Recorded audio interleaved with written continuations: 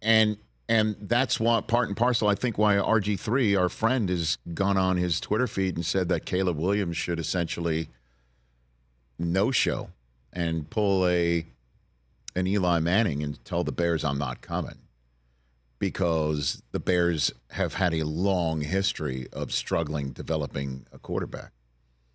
You know, I guess you could say what their most successful quarterback of the last, what would you say, 10, 15 years was Cutler, who they acquired from Denver, fully formed. Yeah, I mean, he's right? probably their best actual quarterback, Right. maybe ever. I mean, you could say Cutler's last, the first few years there was ballyhooed because they thought he was going to bring a Super Bowl there, and wound up getting to an NFC Championship game and wound up on a stationary bike.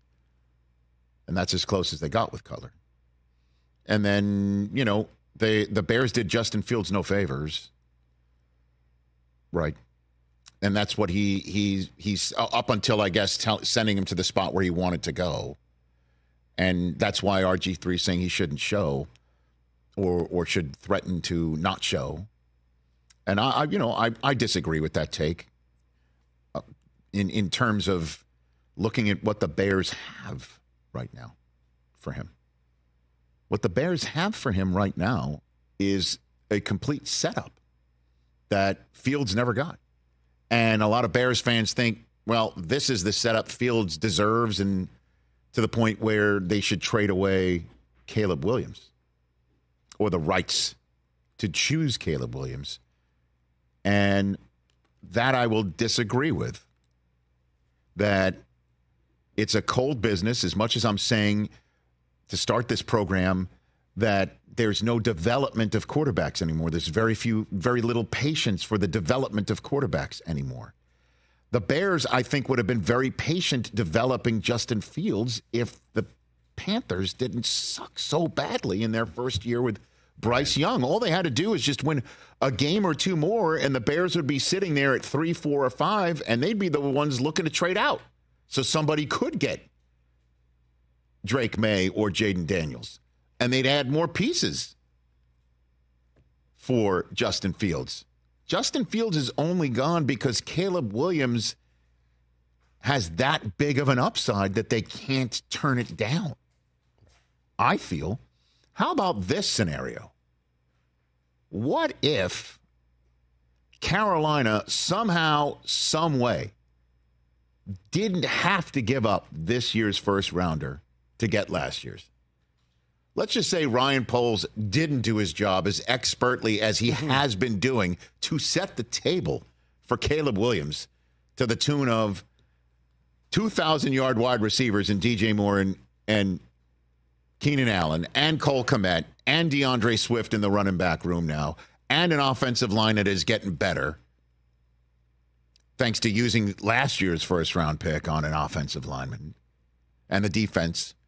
Let's just say, for some reason, Ryan Poles slipped up and allowed Carolina to hold on to their first-round selection in this year's draft. And Bryce Young and the Panthers would be first overall on the clock this year. Would the Panthers flip Bryce Young for Caleb Williams?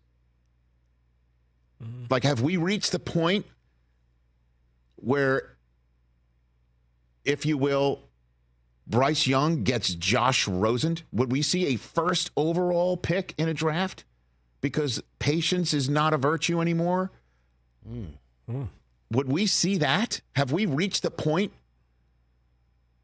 Once upon a time, a 10th overall selection, I believe that's what Josh Rosen was in that draft, right? Yeah. A 10th overall selection got flipped so you could choose the first overall quarterback.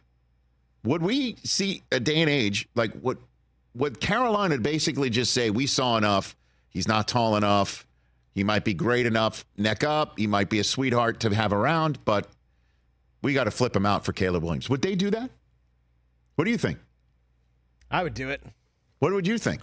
Well, Okay, when we were talking about Kenny Pickett, you were telling me that they drafted this quarterback, so they owe it to themselves to try to develop him. Normally, you do that because you're a general manager who needs to hold on to your job to prove that you didn't screw it up. But to switch a 1 for a 1, you're basically first overall. First overall. That you got it wrong, like immediately. But you have the opportunity to correct it right away, and not just correct it right away, but with somebody who's such a supposed generational talent that he looks like Mahomes. Yeah, and you save a Would year. you do you save a year on the clock. And you save a year on the clock. That's the thing. That's one thing I've learned. It's not costing you any more money. You're a new GM too. Oh man, guy that wasn't your guy. It wasn't your guy. See, okay, now, yeah, that's a different.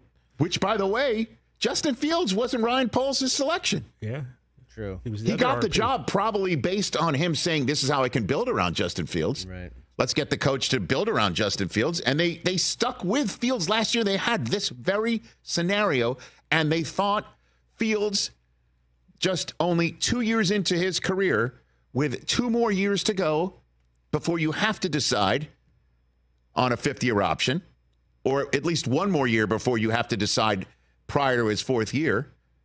You had more runway, is basically what I'm saying, than they would have now. And neither Young or Stroud, even though Stroud turned into a unicorn. Yeah.